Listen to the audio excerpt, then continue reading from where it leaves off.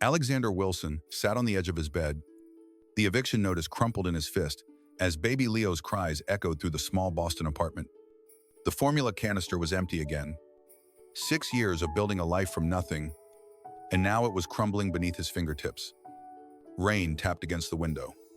The rhythm a haunting reminder of another night, the night his father's voice had cut through their Georgian home like a knife. No son of mine will be that way. Get out. Alex had been 16 then, standing in the doorway as rain soaked through his thin jacket. His mother's silence more devastating than his father's rage. Now, at 24, Alex gently rocked Leo, his sister's baby, orphaned, when cancer took her too soon. The accounting firm had let him go last month. Budget cuts, they said. Though Alex noticed they kept the new hire who laughed at the boss's jokes. Jason appeared in the doorway, his 10-year-old frame silhouetted against the hallway light. Uncle Alex, is Leo hungry again? The boy's voice was steady, too mature for his age. Just fussy, Alex lied, bouncing the baby gently. Go back to sleep, buddy. Instead, Jason disappeared and returned with his mother's phone, the only one they had left. I'll text Uncle Mark, he said if we ever needed anything. Jason's small fingers moved across the screen. Alex watched as Jason typed, Uncle Mark. It's Jason. Uncle Alex won't ask. We need $40 for Leo's formula. Alex gets paid Friday from his new job. Please. But the message never reached Mark. 1 digit wrong. 3 miles away. In a glass penthouse overlooking Boston Harbor, Michael Parker's private phone vibrated. The 45-year-old CEO of Parker Holdings frowned at the unknown number. He was in the middle of reviewing acquisition documents, suspecting his CFO, Vincent Hayes, of financial impropriety. The message was clearly not meant for him. Yet something about it made him pause. Maybe it was the memory of his own darkest night, when at 20, his business partner and lover had stolen his ideas, emptied their joint account, and left him with nothing. Trust had cost him everything once, now worth billions. Michael had learned to keep his sexuality private, his emotions guarded. He typed a reply, I think you have the wrong number. I'm not Mark. When Jason showed Alex the response, panic flashed across his face. Jason, no, you sent this to a complete stranger. But desperation outweighed caution. As Leo's hungry cries filled the apartment, Alex typed, I'm sorry for the mistake. Please delete this message. The response came immediately. Is the baby okay? That simple question broke something in Alex. We'll manage. He typed stiffly. It's no bother. I can help, came the reply. My name is Michael. What kind of formula does Leo need? He sent $500 to the Venmo account Alex reluctantly provided.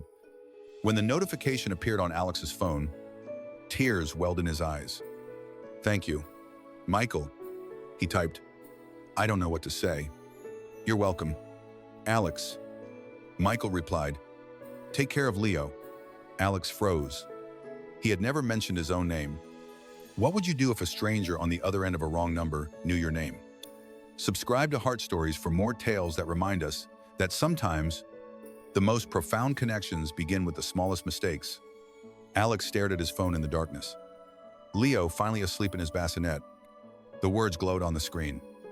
You're welcome. Alex, how did this stranger know his name? Yet something held him back from blocking the number. Perhaps desperation. Perhaps curiosity. Morning brought another message from Michael. I owe you an explanation. May I call? When the phone rang, Alex answered with caution. How do you know my name? Michael's voice was calm, direct. When your Venmo username appeared, I became curious. I had my assistant run a check. He paused. Your grandfather was General Thomas Wilson, wasn't he? Alex's breath caught. Yes. My father served under him in Desert Storm. He used to say Thomas Wilson was the only officer who treated every soldier with equal respect, regardless of background. Another pause. When I realized who you might be, he ran a deeper check. Your accounting credentials are impressive. So you researched me without permission. I did? Michael acknowledged. But now I have a proposition. My company, Parker Holdings, is conducting an internal audit.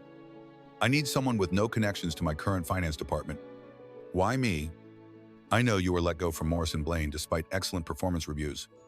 I know you're raising your late sister's children. And I know you have the Wilson integrity, your grandfather's legacy. What's the job? 3 months. Working remotely? $20,000. You'll audit specific acquisitions where I suspect my CFO, Vincent Hayes, of financial impropriety. The next day, a sleek town car arrived at Alex's apartment building. Parker Holdings occupied the top floors of a gleaming skyscraper. They were escorted to a conference room where toys had been arranged for Jason and a baby seat for Leo. Michael Parker entered tall, silver-templed, impeccably dressed. He moved with the quiet confidence of someone who had rebuilt himself from ashes. "Mr. Wilson, thank you for coming," he said formally, before handing Alex a tablet.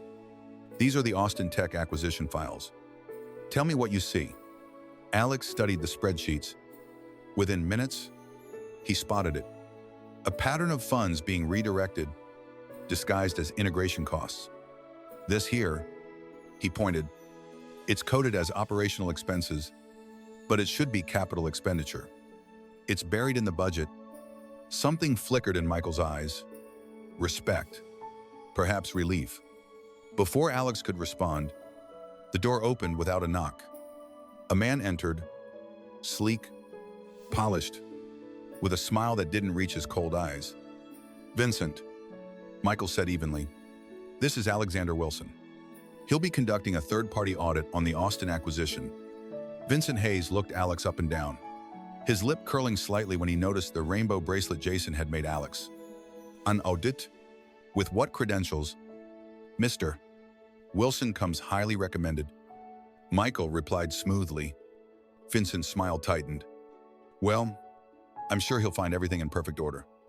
He looked directly at Alex, his voice lowering. "Though I'm surprised by your choice of consultant." Alex had heard that tone before, in school hallways, in job interviews. In his father's final words to him, he held Vincent's gaze steadily. "I'll be the judge of that, Mr. Hayes." After Vincent left, Michael explained the arrangement. Alex would work remotely, report only to Michael. "Vincent is dangerous," Michael warned. "Be careful." As they prepared to leave, Michael hesitated.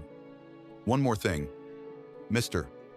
Wilson, I understand your situation. I was also disowned at 16 for being gay." The admission hung between them. Unexpected. Una adorned.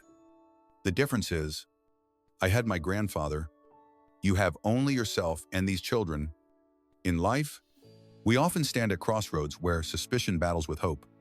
For Alex Wilson, this moment would test not just his professional skills, but his ability to believe that sometimes kindness comes without a hidden agenda, even from those who have learned the hard cost of trust. The next few weeks transformed Alex's apartment into a command center. By day, he was still the struggling uncle. By night, he became a financial detective, poring over Parker Holdings acquisition records on the encrypted laptop Michael had provided. The $20,000 contract had been deposited in full, an act of faith that still left Alex uneasy. Between audit sessions, Alex began attending meetings at the Boston LGBTQ+ Youth Center, initially seeking resources for himself, but gradually becoming a volunteer. There, surrounded by others who understood rejection, he slowly shared fragments of his story. "Found family is still family," said Marcus, the center coordinator, sometimes stronger than blood. That night, Alex returned home to find Jason quiet, withdrawn. "What's wrong, buddy?" Jason stared at his worn sneakers. "Tommy said I shouldn't live with you. He said his dad told him you're..." He struggled with the word unnatural, "and that's why we're poor." Alex sat beside his nephew, choosing his words carefully. "Some people are afraid of differences they don't understand. But being gay is just one part of who I am." "I told him my uncle is the bravest person I know," Jason said fiercely, "and that we're not poor. We're just Waiting for our treasure to be found, Alex pulled him into a hug, throat tight. You're my treasure. Jason, you and Leo, that weekend. Alex used some of the contract money to buy Jason new light-up sneakers, the kind that made his nephew walk with deliberate stomps to activate the flashing colors. Meanwhile, Alex's investigation into Vincent Hayes deepened. One evening, while examining a new folder that had appeared in the server, VTech Urgent Invoices, his instincts flared. The folder was too obvious, the documents too conveniently problematic. He shut down the laptop and headed to the public library. Using their computers to access the server through an anonymous connection, his suspicion proved correct. Embedded in the files was tracking code designed to monitor anyone who opened them. Alex created a decoy, making it appear he'd found minor discrepancies that pointed to a mid-level employee rather than Vincent himself. Meanwhile, he followed a different trail. The answer came when Alex examined Parker Holdings' charitable contributions. The numbers aligned perfectly with the missing acquisition funds. Money disappeared from one account only to reappear as a donation to the Trident Maritime Foundation, a foundation that proved to exist only on paper, registered in the Cayman Islands with Vincent Hayes as the signatory.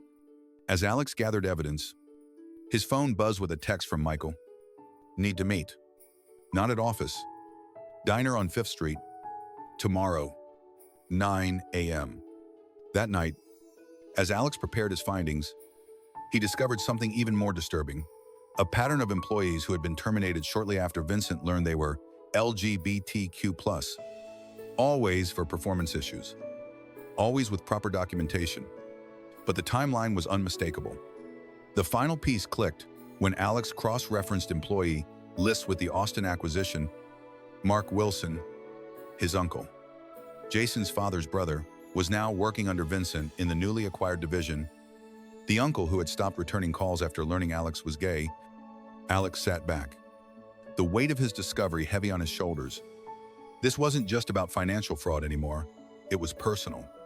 By exposing Vincent, he might save Parker Holdings millions, but he might also cause his estranged uncle to lose his job. In our darkest moments of doubt, we must sometimes choose between comfortable silence and difficult truth. For Alex, the path forward would require confronting not just Vincent's corruption, but his own fear of believing in others. The diner on 5th Street smelled of burnt coffee and yesterday's grease. Alex arrived early, Leo sleeping in his carrier, the encrypted drive heavy in his pocket. Through the smudged windows, he watched Michael Parker approach, looking conspicuously out of place in his tailored overcoat. Michael slid into the booth across from Alex. You found something? Alex nodded, sliding the drive across the table. He's not just stealing, he's laundering the money through your company's own charity accounts. Michael listened intently as Alex detailed the scheme, the Shell Foundation in the Caymans, the falsified donations, the tax benefits claimed on stolen funds. This is worse than I imagined, Michael said quietly. My father built this company on integrity. Alex hesitated before revealing the final discovery. There's more. Vincent has been systematically removing LGBTQ+ employees from the company. Michael's expression hardened. You're certain? 12 employees in 3 years, all after some public indication of their sexuality? Michael stared into his coffee. We need to move quickly. I've called an emergency board meeting for this afternoon in my private study. I want you there. Me. Alex's surprise was genuine. You're the only one who can present this evidence credibly. Alex thought of Leo and Jason, of the apartment that no longer faced imminent eviction. If I do this, Vincent will retaliate. Not if we destroy him first. Michael said quietly, the evidence is irrefutable. Hours later, Alex stood in Michael's wood-paneled study, surrounded by Parker Holdings board members. Vincent Hayes sat among them, his expression a mask of professional concern that didn't quite hide his contempt. Alex connected his drive to the room's display and began methodically presenting his findings. Numbers flowed across the screen, damning in their precision. Vincent's composure cracked when Alex revealed the Cayman registration documents bearing his signature. This is absurd, he interrupted, standing abruptly. This person is clearly unqualified. A desperate single father fabricating evidence. Alex continued calmly. The evidence speaks for itself. Mr. Hayes, the numbers don't lie? And what would a failed accountant know about numbers? Vincent sneered. Alex remained steady. The next evidence concerns personnel matters. Mr. Hayes has systematically removed LGBTQ+ employees from Parker Holdings over the past 3 years. He displayed the timeline, terminations aligned with coming out posts, company events where partners were mentioned. Each termination was justified with performance issues that conveniently appeared after their sexuality became known. Vincent's face reddened. This is slander. He's playing the gay card to distract from his incompetence. His lifestyle has nothing to do with my lifestyle, Alex repeated quietly. You mean my life. Mr. Hayes. The boardroom door opened unexpectedly. Jason stood there, escorted by Michael's assistant. The boy's eyes found Alex, then moved to Vincent. Jason. Alex stepped toward him, concerned. Mr. Parker's driver picked me up. Jason explained. He said you might need me. He moved to Alex's side, his small hand slipping into his uncle's. Is this the man who's been mean to you? Vincent scoffed. Now he brings in a child for sympathy. Jason's chin lifted, his voice steady despite its softness. My uncle taught me that telling the truth is always right. Even when it's hard. Even when people try to make you feel small for it. He looked directly at Vincent. You can't make him small. He's my family. The simple declaration, he's my family, hung in the air. Eleanor Hayes, the eldest board member, removed her glasses slowly. I've seen enough. Vincent, your employment is terminated. Effective.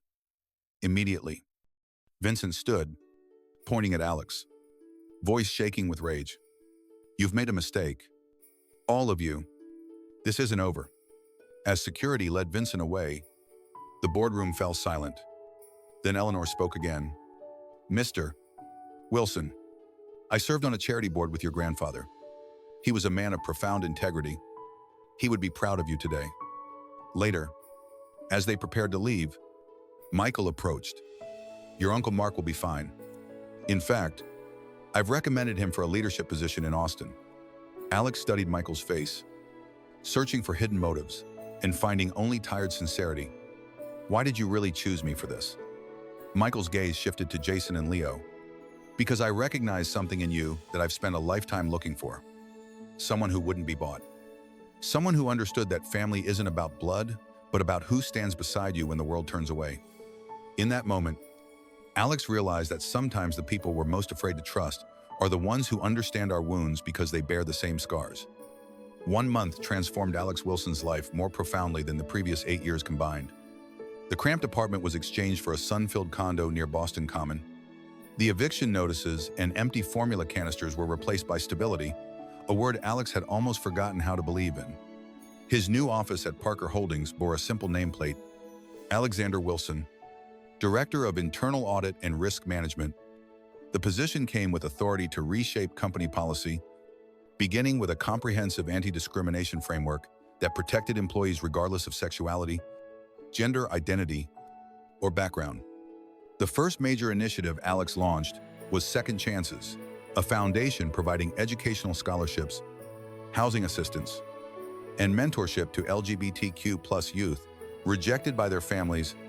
He partnered with the Boston Center, where he'd volunteered, ensuring the program would be managed by those who truly understood the need. Jason became the youngest ambassador for the foundation, speaking to elementary classes about different kinds of families. His new classmates no longer mocked his shoes. Instead, they listened when he explained how his uncle had taught him that family was built through love, not just blood. Michael and Alex's professional relationship gradually evolved. Caution, giving way to trust, and eventually something deeper. Michael, who had built walls around his heart after betrayal, found himself sharing quiet dinners at Alex's condo, laughing at Jason's stories, helping with Leo's bedtime routine. Their first Thanksgiving together felt like a milestone. Alex, cooking in the new kitchen. Jason setting the table with exaggerated precision. Michael holding Leo and singing off-key lullabies that somehow worked better than Alex's traditional ones.